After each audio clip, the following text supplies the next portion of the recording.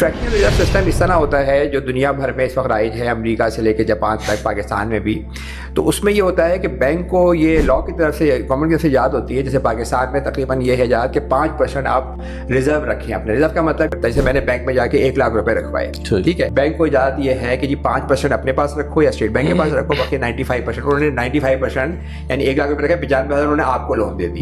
अब मेरे पास भी लाख रुपए और 95,000 आपके पास भी आ गए, क्योंकि जब बैंक किसी को लोन देता है, यानी बैंक में जाके आप पैसे रखवाएं अपने अकाउंट में तो आपके अकाउंट में पैसे आते हैं। जब बैंक किसी को लोन देता है उसी तरीके से बिल्कुल सेम उसी अकाउंट में पैसे आ जाते हैं। पहले तो हम ये समझें कि ये जो पैसे स्टेट बैंक में रखवाते हैं वो इसलिए होता है, एक तो रिक्वायरमेंट होती है, क्योंकि स्टेट बैंक अगर कभी लोग ज्यादा लेने पैसे आ जाएं तो स्टेट बैंक आपको पता है लेंडर ऑफ लास्ट रिसोर्ट होता है, तो वो आपको बैकअप करने के लिए मौजूद होता है। 5% रिजर्व उसके पास होता है, कुछ कैश और 5% रिजर्व उसके पास। तो एक तो काम उसका ये होता है। दूसरा ये, फॉर एग्जाम्पल एक बैंक में मेरे अकाउंट है और आप किसी और बैंक में हैं और मैं आपको चेक लिख के देखूँ, तो इसमें जो इंटर बैंक सेटलमेंट होती है बैंकों का, वो भी स्टेट बैंक करता है, उसके लिए भी उसके पास पैसा चाहिए।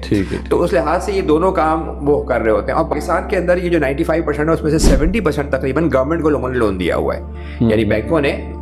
बैंकों का जो अगर आप बैलेंस शीट पे जाके देखें कि उनके पास 5% या 7% जो है वो कैश और रिजर्व है। स्टेट बैंक के 70%, 60 to 70% उन्होंने गवर्नमेंट में को लोन दिया हुआ है।